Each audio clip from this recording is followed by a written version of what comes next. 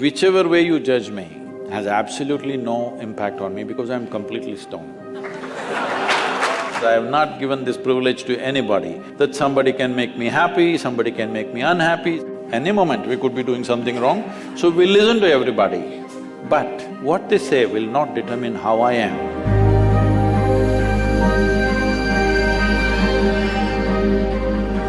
So Sadhguru, sometime back I happened to be in a situation where a friend of mine was drunk. So when she was in the drunk state, she was repeatedly saying that please don't judge me as I'm drinking, please don't judge me.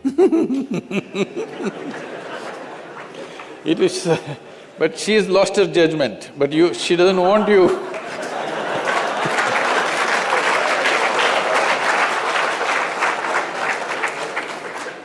So my question is, whether it is alcohol or not, in life, why are we so apprehensive about being judged by others?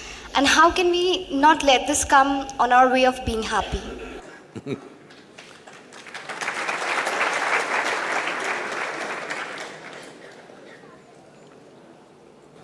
Look at me. See, I'm always stoned.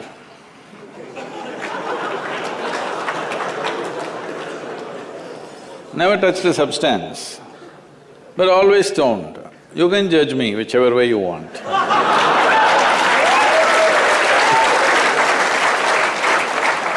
Because one thing is, I'm stoned in such a way that I have not lost my judgment at all. And at the same time, whichever way you judge me has absolutely no impact on me because I'm completely stoned.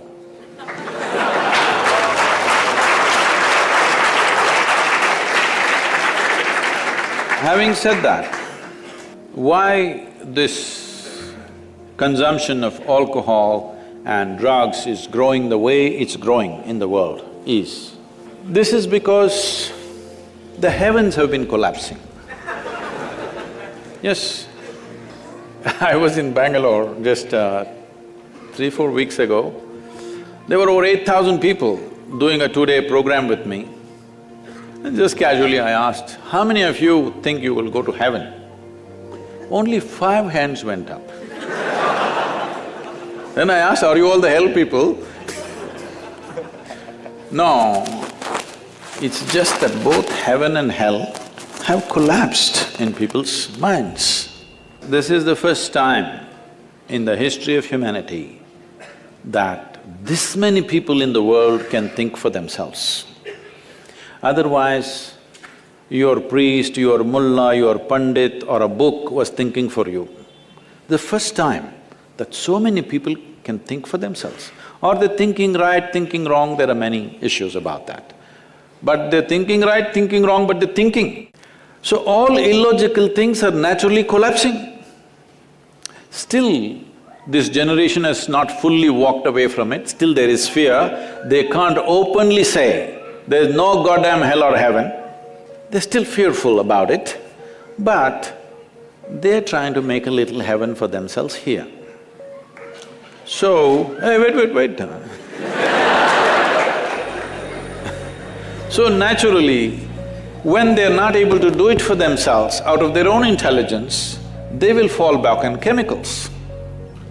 Today, just to take very affluent societies, because every society is aspiring to be like that, let's say you take United States, which is the most affluent nation on the planet right now. 70% of US population is on prescription medication. Another 30%, of course, buying it off the back streets.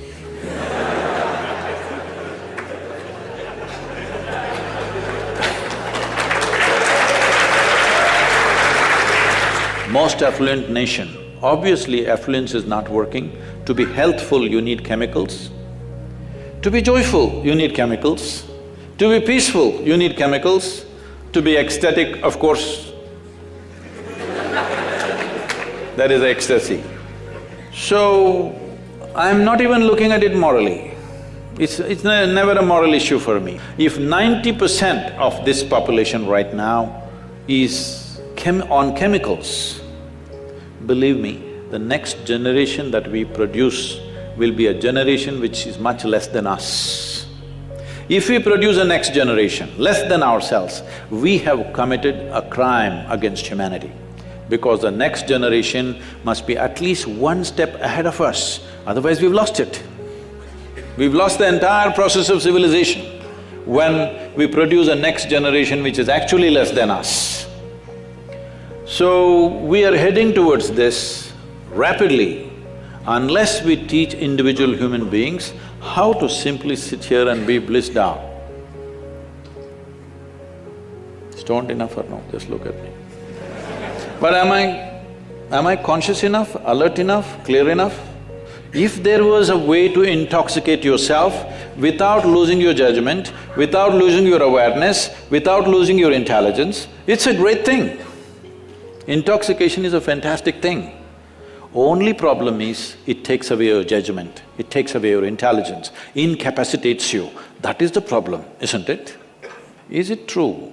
Ask anybody, you're not in the medical sciences, but ask anybody, is it true that this body here is the greatest chemical factory in the universe right now? The universe that we know at least? Only problem is you're a lousy manager. If you know how to manage this, you would be like me, always blissed out. Anybody can say what they want, anybody can do what they want. This is like this only. Because I have not given this privilege to anybody, that somebody can make me happy, somebody can make me unhappy, somebody can make me miserable. Right now, you are a consequence of other people's opinions. Where do you plan to go like this? Anybody can ruin you. You went outside, somebody told you, Shreya, you are the most wonderful human being we have seen. Then you were floating on that cloud, what number? What number? 9. Oh, in South we do 11.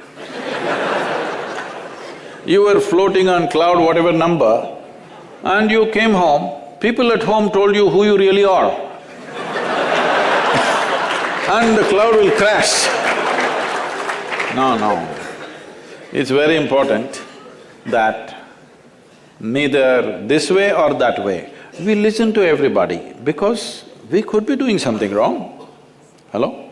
Any moment we could be doing something wrong, so we listen to everybody.